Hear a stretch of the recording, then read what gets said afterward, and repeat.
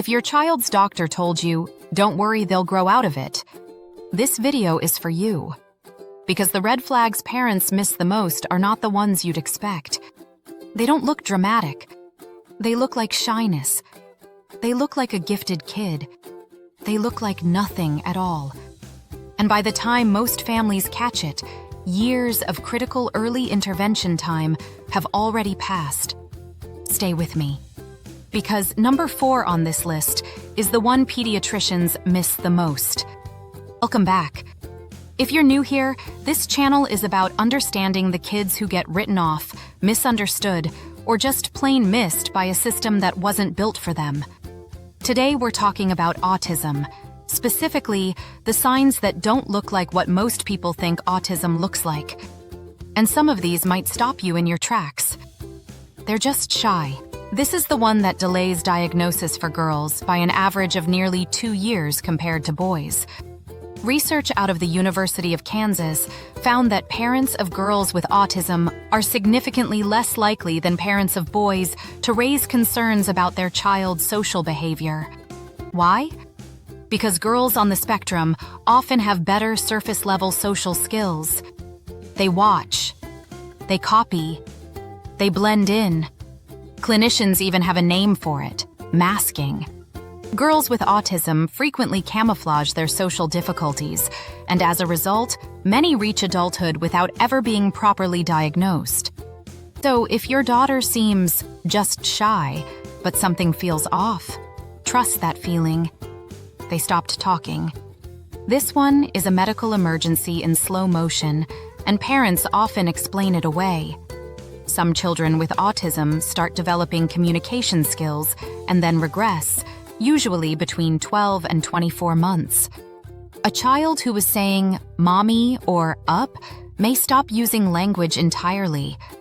Any loss of speech, babbling, gestures, or social skills should be taken very seriously, as regression is a major red flag for autism. Parents sometimes think maybe they're just going through a phase. Maybe they're focused on something else. Experts at Kennedy Krieger warn, don't adopt a wait-and-see perspective. Once skills disappear, the clock is ticking. They don't point. This sounds so small, but it's one of the earliest and most reliable signs there is. Limited use of gestures, including giving, showing, waving, clapping, pointing, or nodding, is a key red flag. A child who uses a parent's hand as a tool, like placing it on a jar to get them to open it, instead of pointing or showing, is displaying something clinicians pay very close attention to. Pointing isn't just about asking for things. It's about sharing experience. Look at that dog, Mom. That shared attention is the foundation of all social communication. When it's missing, it matters. They got misdiagnosed with something else. This is the one that breaks my heart. ADHD is the most common replacement diagnosis for children who are actually autistic, given to nearly 46% of kids who initially received an autism diagnosis that was later changed. Anxiety is another big one. So is sensory processing disorder. These aren't wrong diagnoses exactly. Estimates suggest that 70 to 80% of autistic individuals also receive a diagnosis of another psychiatric condition. But when autism is the underlying cause and it gets missed, the child gets treated for the symptom instead of the source, and they don't get better. If your child has bounced through 2 or 3 diagnoses and nothing quite fits, push for an autism evaluation. They're not responding to their name.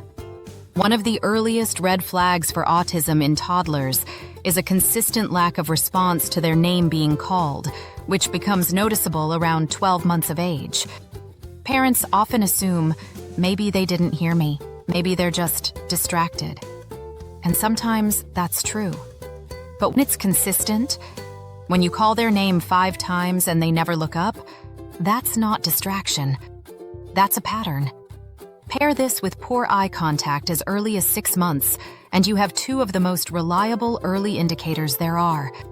They line things up, or they have one thing they love more than anything: Children with autism may develop an intense preoccupation with a particular interest, an unusual attachment to specific objects, or a tendency to line up and arrange items in a certain order, and become very upset if that order is changed.